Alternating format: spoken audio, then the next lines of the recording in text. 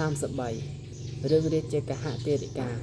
គុណនៃការប្រគេននំដល់ព្រះមង្គលានការព្រះសម្ពុទ្ធបរមគ្រូគង់នៅក្នុងវត្តវេលង្វាន់នាក្រុងរាជក្រឹសកាលនោះមាននាងទេរិកាម្នាក់នៅក្នុងក្រុងរាជក្រឹសជាកូនរបស់ឧបថា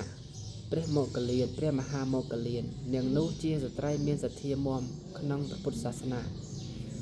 ដល់អាយុ16ឆ្នាំមេដាបេដាបានរៀបឲ្យមានស្វាមី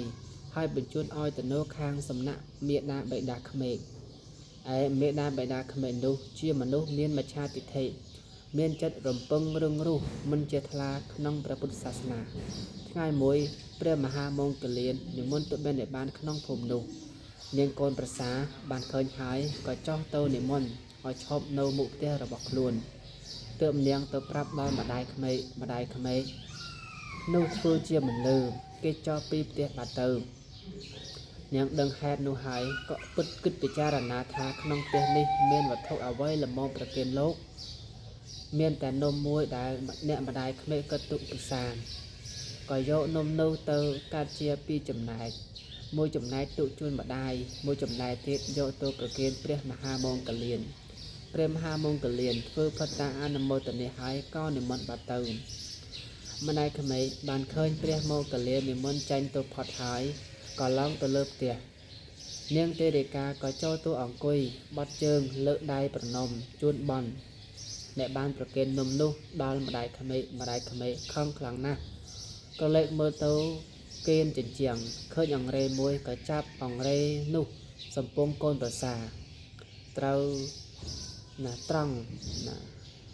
បង្កយស្មាស្លាប់ក្នុងពេលនោះទៅ